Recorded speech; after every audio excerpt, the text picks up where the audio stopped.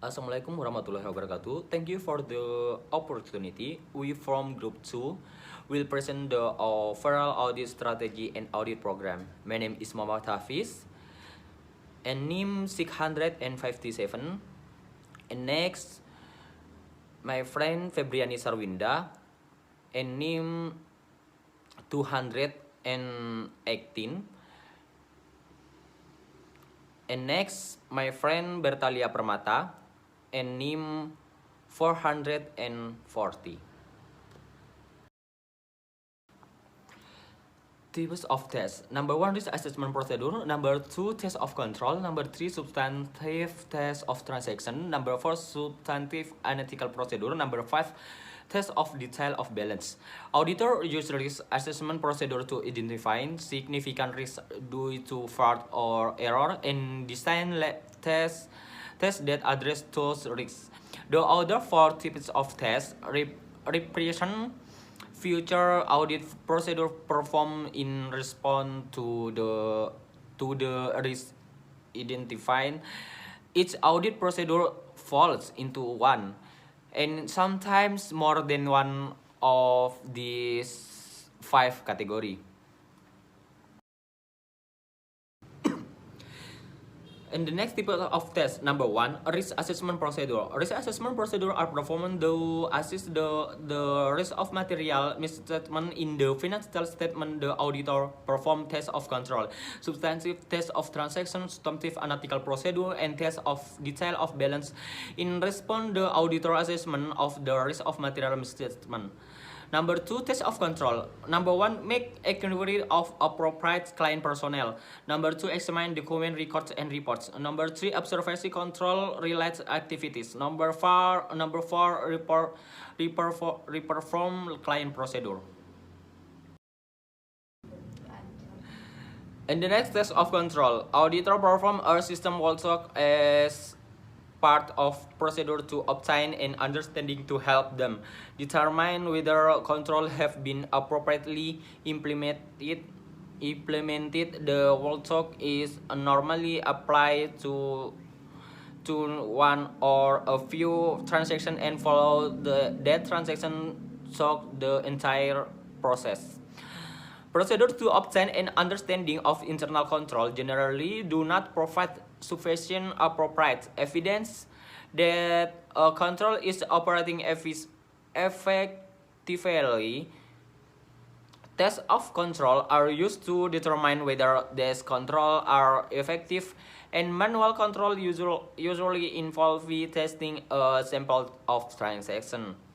And the next presentation, my friend. Okay, so thank you for the opportunity. Now I will like to continue my friend explanation. So in this slide, we would like to talk about the substantive test of transaction. So what is the definition and also what is the purpose of this substantive test of transaction? So this is used to determine whether all 6 transaction related audit objective that have been satisfied for each class of transaction. So 2 of an existing sales transaction are recorded. In this case is completeness objective. So when the auditor are confident that all transactions were constantly recorded in the journal and correctly posted, of course. And considering all 6 transactions selected audit objective, they can be confident that general ledger total are correct. So the auditor can perform tests of control separately from all other tests itself. But it is more efficient to do them at the same time as substantive tests of transactions. And next, we would like to talk about the substantive analytical procedures. This is the other substantive that I have mentioned before. That this substantive in the audit of account balance are there consist of 2 kinds. The first is it can indicate possible misstatement in the financial statement, and also for the second, it will provide the substantive evidence. So in the analytical procedure done during planning typically differ from those done in the testing phase, even if, for example, like this, guys. So the auditor calculate the gross margin during planning. They probably do it using interim data. So later, during the test of the ending balances, they will recalculate the ratio using a full year data, and also if auditor believe that the analytical procedure indicate a reasonable profitability of a measurement or misstatement, they may perform additional analytical procedure. To what? It is to decide the modified test of details of balances itself. And then for the last is we would like to talking about the test of detail of balances. So this is focused on the ending general ledger balance for both balance sheet and income statement account. So it is considering on both of them. And the primary emphasis in most tests of details of balance itself is on the balance sheet. So for example, included the confirmation of customer balances for account receivable, and then the physical examination of inventory and examination of vendor statement for account payable. And these tests of ending balances are essential because the evidence is usually obtained from a source independent of the client, which is considered high reliable. And also much like for transaction, the auditor test of detail of balances, and it must satisfy all of balance related audit objective for each significant balance sheet account. Okay, go to the next slide. Now we would like to talk about the selecting which type of test to perform. As we know that typically auditor use all 5 types of tests when performing an audit of the financial statement, but certain type may be emphasized depending on the circumstance itself for the company.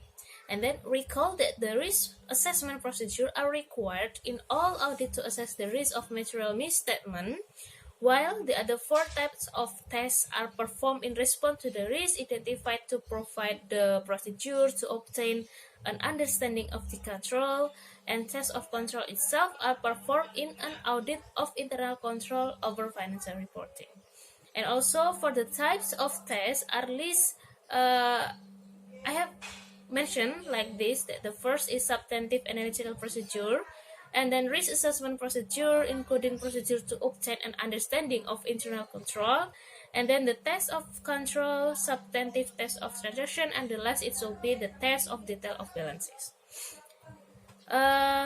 In this, however, when we substantive analytical procedure are the primary evidence for an account balance, or are used to reduce the test of detail of balances, the auditor must be developed a sufficiently precise expectation to support the account balances itself. And this may involve more complex calculation and also obtain evidence to support the expectation itself. Okay, next we would like to talk about the availability of types or evidence for further audit procedures. Okay, for each of the 4 types of further audit procedures involve only certain type of evidence. There is confirmation, inspection, and so far so on.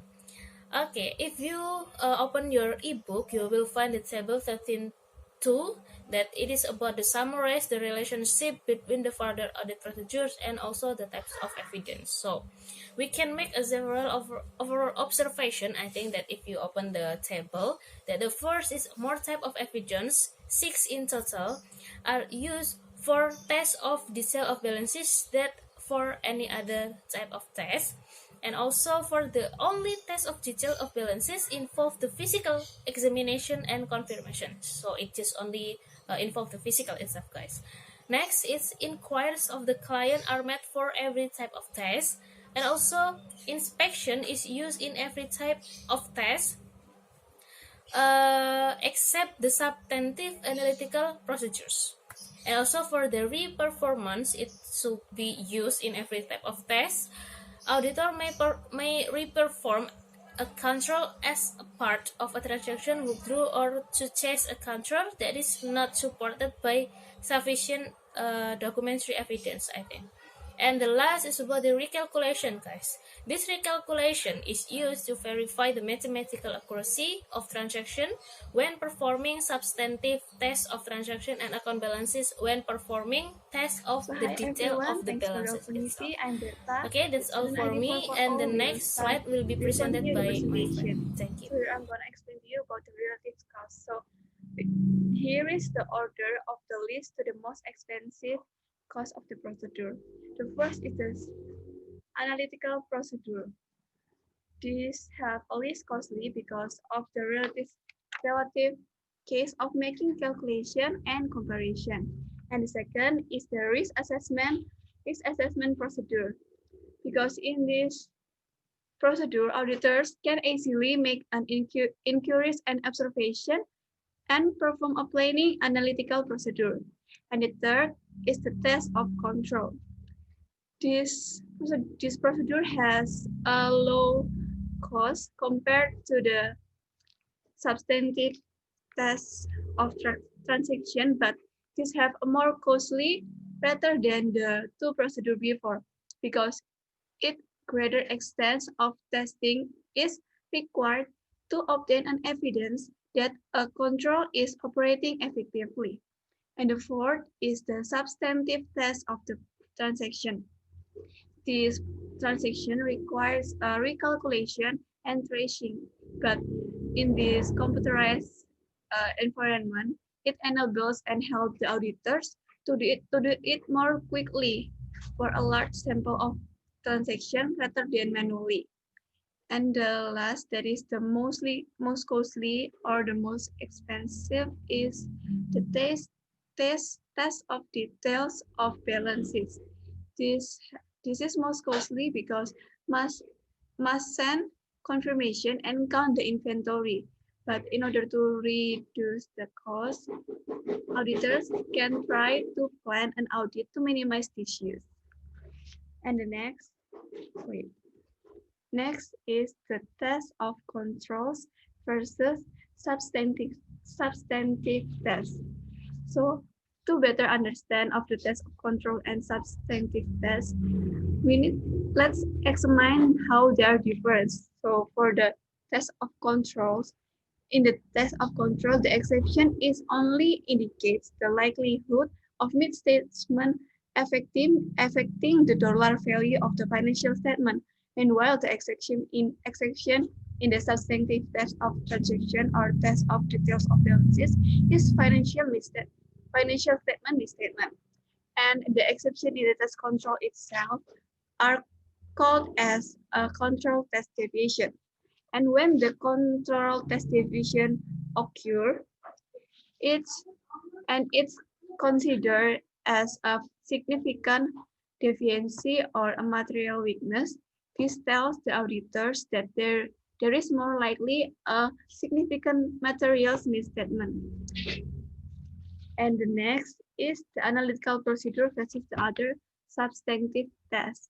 So in the analytical procedure only indicate the likelihood of the misstatement affecting the dollar value of the financial statement.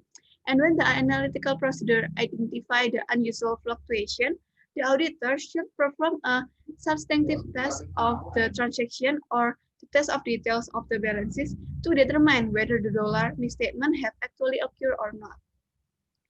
And the next, that's all for the presentation chapter 13 from us from group 2. Thank you for the opportunity. Thank you for listening. Feel free to ask if you have any question. Feel free to ask to us in the Madep column. That's all. See you in the Madep column.